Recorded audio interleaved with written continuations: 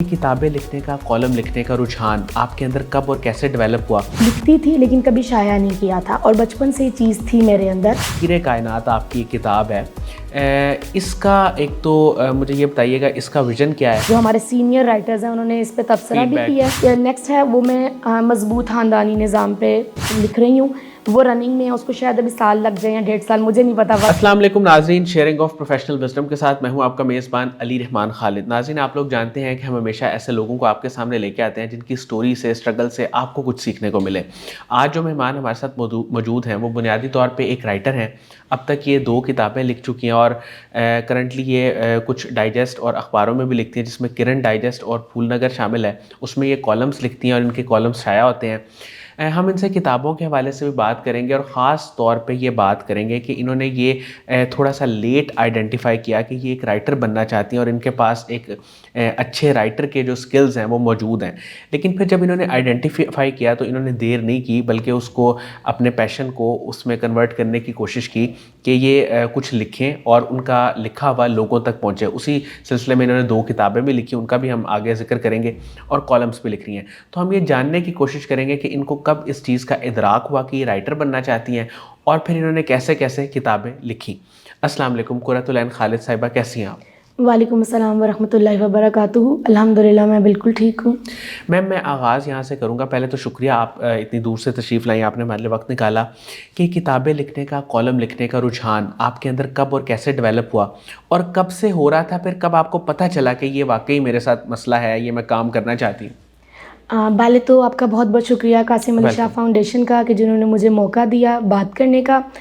तो ये है कि हर इंसान के अंदर कुछ ना कुछ स्किल होती है हमेशा से, कभी वो उसका वक्त होता है बाहर आने का, और अल्लाह ताला ने हर चीज़ का वक्त मुकर्रर किया है। तो लिखना जो था वो छोटी छोटी सी चीज़ें, कहानियाँ या कोई भी बात, मुझे बचपन से शौक़ था। लेकिन कुछ ऐसा पाकिस्तान का एजुकेशन सिस्टम है कि हमारे ऊपर किताबों का बहुत बोझ रहता है, तो वो उस तरह से उसको परसू नहीं कर सकी।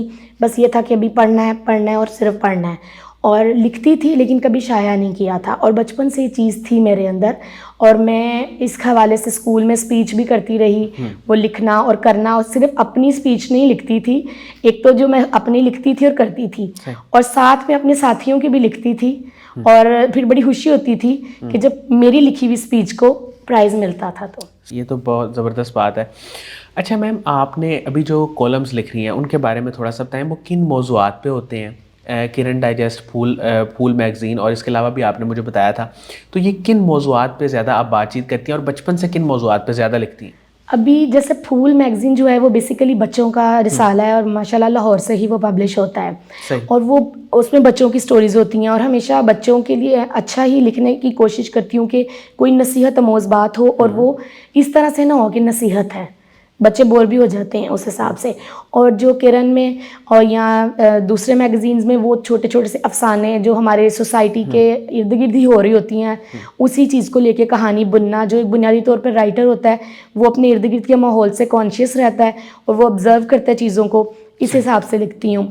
और जहाँ तक कॉलम की बात है, कॉलम हमेशा जो है मैंने सोशल इश्यूज़ पे ही लिखे, और मुझे हमेशा, क्योंकि मैं खातून हूँ और अल्हम्दुलिल्लाह मैरिड हूँ, और मुझे अपने इर्द गिर्द हमेशा जो जिस माहौल में रहता है ना, उसको उस माहौल के ही प्रॉब्लम्स के बारे में ज़्यादा अंदाज़ा होता है। तो मैंने ख़वातीन के हवाले से लिखा है, और जैसे बहुत से उनकी आज़ादी के बारे में बात होती है, और उनकी आज़ादी, क्योंकि हम मुसलमान हैं, इस्लाम ने हमें बड़े राइट्स दिए हैं, लेकिन कुछ लोग इसको गलत वे पे ले जाते हैं। तो मैं उनको इस्लाम के साथ रिलेट करके, क्योंकि औरत और मर्द बेसिकली आज़ाद ही हैं, ग़ुलाम हम अल्लाह ताला के हैं, तो मैं इस हवाले से ज़्यादा लिखती हूँ, बेटियों के हवाले से। और मैं हमेशा, अभी मैंने एक लिखा था कॉलम खुशी के हवाले से, क्योंकि मायूसी, नाउमीदी, डिप्रेशन ये बहुत ज़्यादा सोसाइटी में इन है, तो खुश रहना चाहिए। और मुझे लगता है कि हर इंसान को खुश रहने का हक है। वो अपने एक बात जो उस कॉलम से आप शेयर करना चाहें वो क्या है, खुशी वाले कॉलम? खुशी के हम चाहते हैं हम खुश रहें, हम दूसरों को खुश रखेंगे ना, خوشی ہمارے اندر آئے گی. ہم نیگیٹو بیہیویئر جب دوسروں کو دیں گے نا تو ڈپریشن ہمارے اندر آئے گا. اگر آپ چاہتے ہیں خوش رہنا تو دوسروں میں وہ چیز بانٹیں, وہ چیز آپ کو ریٹرن میں ملے گی انشاءاللہ. اچھا میم, آپ نے جو 2 کتابیں لکھی, میں چاہوں گا کہ ہم ایک ایک کر کے اس کو بھی ڈسکس کریں. سب سے پہلے تو مجھے یہ بتائیے گا اضطراب سے اطمینان تک, یہ کیا کتاب ہے, اس کا ویژن کیا تھا, اس میں کن چیزوں کو آپ نے ہائی لائٹ کیا؟ جی ضرور. ایکچولی میرا کبھی بھی اضطراب سے اطمینان تک لکھنے کا ارادہ نہیں تھا, اور یہ میری سوچ بھی اپنی نہیں تھی. اللہ کا بڑا احسان ہے, میری جب شادی ہوئی نا تو میرے ہسبینڈ بھی الحمدللہ خطیب ہیں اور وہ بھی اسکالر ہیں. تو انہوں نے مجھے کہا کہ میں تو بہت مصروف رہتا ہوں اپنے کاروبار میں, میرے پاس یہ آئیڈیا ہے, میں آپ پڑھی لکھی ہو اور آپ نا اس پہ ریسرچ ورک کرو اور یہ کام کرو, اور ابھی آپ سٹارٹ میں تو بہت فارغ ہو, گھر کی ذمہ داریاں بھی نہیں ہیں. تو مجھے وہ چیز اچھی لگی, میں تب فارغ بھی تھی شادی کے ارلی ڈیز میں, تو میں نے اس چیز میں قرآن پہ ریسرچ سٹارٹ کی. اور جو مدنی سورز ہیں, قرآن میں کچھ سورز مکی ہیں کچھ مدنی ہیں, جو مدنی سورز تھیں ان کے اندر سے میں نے آیات کلیکٹ کی. یوں تو قرآن کا مخاطب اللہ تعالیٰ نے انسان کو ہی رکھا ہے, اسی کے لیے کتاب اتری ہے, لیکن کچھ آیات ہیں جو خاص طور پر مومنوں کے لیے اتری, اسپیشلی فار یعنی کہ مومنین, تو ان کو کلیکٹ کیا. اور اس پہ جو یہ بہت دور بزی ہے, نفسا نفسی کا دور ہے, بہت سے لوگ ہیں جو کہتے ہیں ہمارے پاس پڑھنے کا ٹائم نہیں, تو میں نے اس کو ایک نیا رنگ دیا. اس میں نے مین پوائنٹس نکالے, اسے فلو چارٹ کا جو نام دیا, اور اس کے بعد میں نے اس کو کمپیریزن کیا, کیونکہ آج سوسائٹی میں لوگ یہ کہتے ہیں, یہ کچھ لوگ, سارے نہیں, الحمدللہ ہم مسلمان ہیں, کچھ ایسے طبقہ ہے جو کہتا ہے کہ یہ کتاب, اس کے جو ہیں آیات ہیں یا اس کے احکامات ہیں وہ آج کے دور میں لاگو نہیں ہوتے. تو میں نے اس کو دور حاضر سے کمپیریزن کیا کہ یہ کتاب قیامت تک کے لیے جدید ہے, تو اس حساب سے میں نے لکھا. اور اگر یہ اضطراب سے اطمینان تک ایسی کتاب ہے کہ اگر کسی کے پاس بہت زیادہ وقت نہیں ہے نا, وہ اس کتاب کا صرف فلو چارٹ پڑھے اور تو اس کو آئیڈیا ہو جائے گا کس طرح اسے سمجھ آ جائے گی کہ اس آیات میں کیا لکھا ہوا ہے. الحمدللہ بہت شارٹ ٹائم میں آپ اس کو سیکھ سکتے ہیں. یہ بہت آپ کی ایک اچھی کوشش ہے, خاص طور پہ نوجوان نسل کو اس کے ساتھ کنیکٹ کرنے کے لیے. اور دوسرا مجھے یہ بتائیے گا کہ تسخیر کائنات آپ کی ایک کتاب ہے, اس کا ایک تو مجھے یہ بتائیے گا اس کا ویژن کیا ہے, اور اس میں آپ نے کن ٹاپکس کو ایڈریس کیا؟ اچھا, اس کا ویژن اس طرح سے تھا جیسے چیزیں بکھری ہوئی ہوتی ہیں اور بکھری ہوئی چیزیں گم ہو جاتی ہیں. تو جب میں نے کالمز لکھنا سٹارٹ کیے نا, تو وہ آج کبھی کوئی نیوز پیپر ہارڈ فارم میں ہے, کبھی کوئی سافٹ فارم میں ہے, وہ اس طرح میں چاہتی تھی کہ جو میرے الفاظ ہیں نا, جو میری محنت ہے, جیسے ہم کہتے ہیں نا کہ جب ہم مر جائیں گے تو ہمارے اعمال اور ہماری یہ چیزیں باقی رہ جائیں گی, تو تسخیر کائنات کے پیچھے یہ سوچ تھی کہ جو میری بکھری چیزیں ہیں نا, یہ ایک جگہ پہ ہوں, میں رہوں نہ رہوں, یہ الفاظ میرے لیے صدقہ جاریہ بن جائیں. اور اس میں مختلف ٹاپکس ہیں, عورت مارچ کے حوالے سے بات ہے, خواتین کی آزادی کے حوالے سے بات ہے, اور اس میں میری یہ بہت بڑی نامنل سی کتاب ہے, بڑی لائٹ سی کتاب ہے.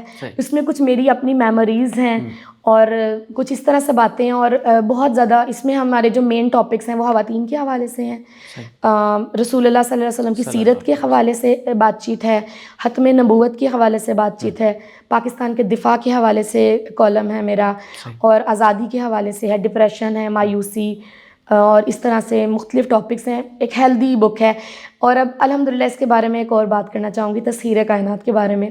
اس پہ کافی زیادہ ماشاءاللہ جو ہمارے سینئر رائٹرز ہیں انہوں نے اس پہ تبصرہ بھی کیا ہے, اور ان سب میں ایک چیز کامن تھی کہ یہ کتاب کو جب ہم نے پڑھنا سٹارٹ کیا تو ہم نے اس کو 1 سٹنگ میں ہی پڑھ لیا. صحیح. اچھا میم, آنے والے وقت میں کون کون سی کتابیں آپ کی پائپ لائن میں ہیں اور وہ کب تک آنے کے چانسز ہیں, اور کوئی بھی ایسا خواب جو آپ نے دیکھا ہو جسے آپ پورا کرنا چاہتی ہیں وہ کیا ہے؟ اچھا, سب سے پہلے تو یہ کہ الحمدللہ میں نے ایک ناول پہ کام کیا ہے, اور مجھے واقعی رائٹر بہت, اب مجھے اندازہ ہوا ہے کہ ایک لکھاری کتنی زیادہ محنت کرتا ہے. مجھے اس میں شاید کچھ لوگ ریلیٹ کریں اس بات سے, کچھ نہ کریں, کیونکہ ماشاءاللہ میرے بچے بھی ہیں, تو مجھے تو اس ناول کو لکھنے میں 2 سال لگے, گھر کے کاموں کے ساتھ لے کے چلنا.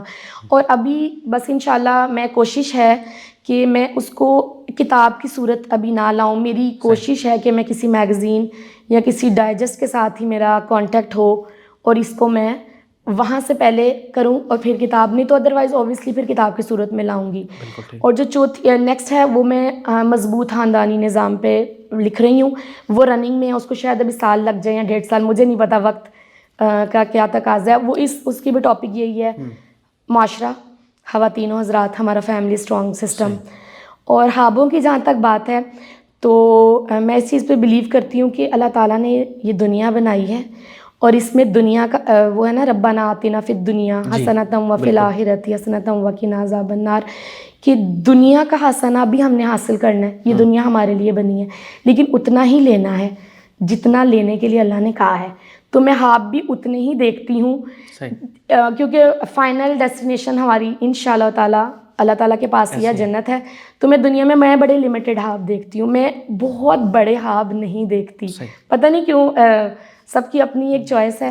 اور اس وقت جو میرا خواب ہے نا، میں ایک ماں ہوں اور اب میں چاہتی ہوں کہ میرے بچے بہت کامیاب رہیں. میں نے جو حاصل کرنا تھا بس کر لیا الحمدللہ. اچھا میم، کوئی ایسی شخصیت جس سے آپ بہت زیادہ متاثر ہو، خاص طور پہ لکھنے کے حوالے سے، کسی کو آپ نے پڑھا ہو یا جس کی تحریروں سے آپ بہت متاثر ہو، جن سے آپ نے لکھنا پھر شروع کیا، وہ کون ہے؟ اور آپ کی فیملی نے آپ کو اس سارے سفر میں کتنا سپورٹ کیا؟ اگر میں شخصیت کے حوالے سے بات کروں تو مجھے حضرت عمر بہت زیادہ پسند ہے. ٹھیک ہے، وہ لکھاری تو نہیں ہے لیکن ان کی جو شخصیت تھی نا، وہ بہت زیادہ اسٹرانگ انسان تھے اپنی پوری لائف میں. اور اور وہ 85 ایئرس تک بھی وہ ہم سوسائٹی میں دیکھتے ہیں نا، 60 سال کے لوگ کہتے ہیں کہ ہم ریٹائر ہو گئے ہیں. حضرت عمر کی زندگی ساری زندگی حالت جنگ میں رہی. تو یہاں پہ لوگ کہتے ہیں 40s میں 50s میں ہم ریٹائر ہو گئے. لیکن مجھے ان کی پرسنالٹی کا یہی حصہ پسند ہے کہ رسول اللہ کو بھی اگر ہم دیکھیں تو 40 سال کی عمر میں نبوت ملی. اٹس مین کہ 40 سال ہی وہ ٹائم ہے جب ہمیں اٹھنا چاہیے. اور اگر اس سے پہلے کوئی حضرت علی کی طرح اٹھ جاتا ہے تو یہ اس کے لیے بہت زیادہ بلیسنگ ہے. تو اگر رائٹنگ کے حوالے سے دیکھوں تو بہت سے لوگ مجھے پسند ہیں، کوئی ایک نہیں ہے. ایک نام، جیسے ہم جب چھوٹے تھے تو اشفاق احمد سر کو بھی پڑھا، بانو قدسیہ کو بھی پڑھا. اور اس طرح سے ہم ابھی آج کے دور میں دیکھیں تو میں شوق تھا اور پڑھا سب کو الحمدللہ. میں نہیں کہہ سکتی کون میرا فیوریٹ ہے اور کون نہیں. اور فیملی کی اگر سپورٹ کہوں تو سب سے پہلے اللہ تعالیٰ کا شکر ہے کہ اللہ تعالیٰ نے مجھے ایک ایسی فیملی میں بھیجا کہ میرے پیرنٹس بہت زیادہ، انہوں نے بہت سپورٹ کیا. الحمدللہ میں میرڈ ہوں، ابھی بھی ان کی سپورٹ میرے ساتھ ہے میرے پیرنٹس کی. پھر اللہ کا احسان ہے کہ اللہ تعالیٰ نے ہسبینڈ بھی ایسا دیا جنہوں نے ہمیشہ راستے کھولے ہی، کبھی رکاوٹیں نہیں بنے الحمدللہ. پھر اللہ نے بچے ایسے دیے کہ جنہوں نے مجھے، میں اپنا کیریئر بالکل اس کو ختم کر چکی ہوئی تھی لیکن میری بیٹیوں نے مجھے دوبارہ سے اسٹرانگ کیا. اچھا میم، آخر میں کوئی خواتین کو ایڈوائس، کوئی پیغام مختصر میں چاہوں گا کہ آپ دے دیں. میں یہی کہوں گی کہ ہم اللہ تعالیٰ نے خواتین کو، مرد کو قوام بنایا ہے کہ وہ باہر کی صحبتیں برداشت کرتا ہے اور گھر کے لیے کما کے لے کے آتا ہے. تو عورت کو اللہ تعالیٰ نے نسلوں کی امین بنایا ہے. تو اس کو نسلوں کی امین بنانے کے لیے مطلب یہ نہیں ہے کہ وہ اگر صرف، میں ہانڈی چولہے کے خلاف نہیں ہوں کیونکہ میں خود ہی وہ کرتی ہوں، وہ ہمارا کام ہے. جیسے مرد کا کام کمانا ہے، عورت کا کام گھر کو سپروائز کرنا ہے. لیکن اس جو سپروائز، جو آپ کی اولاد کو سپروائز کر رہی ہے، اس کو کم از کم اتنا اسٹرانگ تو کریں کہ وہ آپ کی اولاد کو اسٹرانگ کر سکے. ہم ہمیشہ کہتے ہیں عورت کا کام 4 دیواری کے اندر ہے. جب ایک 4 دیواری والی عورت ان بچوں کو پالتی ہے تو وہ اس طرح سے نہیں نکھر کے سامنے اولاد آتی جو ایک اسٹرانگ عورت پالتی ہے. تو مرد کو اللہ تعالیٰ نے قوام بنایا ہے، اس کا رتبہ بلند کیا ہے. وہ اسی لیے کیا ہے کہ وہ عورت کو بھی اسٹرانگ بناتا ہے، اس نے اس کو سپورٹ کرنا ہے، اسی لیے وہ اس کا رتبہ بلند ہے. اور میں کہتی ہوں وہ اس کو ریئل قوام وہ ہے جو اپنی عورت کو، اپنی بیوی کو اسٹرانگ کرے. اپنی بیٹی سے پہلے، اپنی بیٹی سے پہلے اپنی بیوی کو اسٹرانگ کریں.